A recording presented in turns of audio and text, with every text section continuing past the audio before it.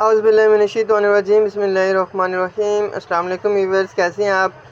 आज मैं आप लोगों के लिए टीटी कंपनी का दमागुन सिरप का रिव्यू लेके हाज़िर हुआ हूँ। आज हम लोग बात करेंगे दमागुन सिरप के बारे में और इसके इस्तेमालात के बारे में, इसके फ़ायदे के बारे में, इसकी प्राइस के बारे में। तो चलें देखते हैं आज इसकी प्राइस कितनी है। आप देख लें, इसकी प्राइस ये 200 रुपये इसकी प्राइस लिखी हुई है। और ये आप इसका फार्मूला देख लें, इसमें क्या क्या चीज़ें डली हुई हैं आप देख सकते हैं इसमें।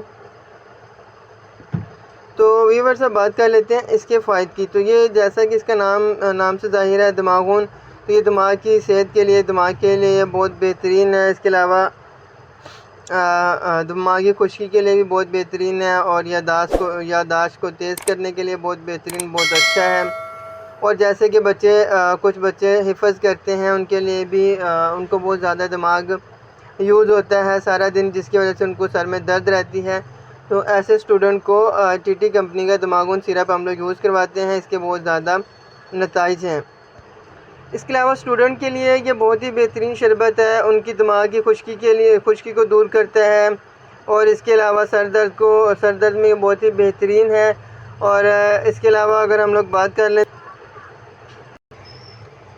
हाफ़ज़े को बेहतर बनाता है और हाफ़ज़े को तेज़ करने के लिए भी दमागुन सिरप का इस्तेमाल बहुत बेहतरीन है। इसके अलावा ये ज़हनी जो इस्तिताअत है उसको बढ़ाता है, ज़हनी सुकून पहुँचाता है। इसके अलावा ये घबराहट में भी बहुत ही बेहतरीन है। आपको अगर घबराहट बेचैनी है तो इसका इस्तेमाल बहुत ही बेहतरीन है।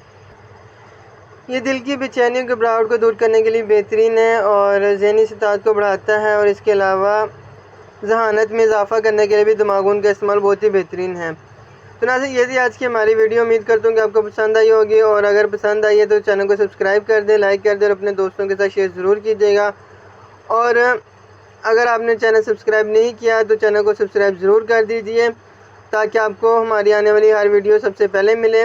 और ऐसे हमें कमेंट्स में बताते रहा करें कि हमारी वीडियो आपको कैसी लगी। अपना बहुत सा ख्याल रखिएगा। अल्लाह हाफ़िज़।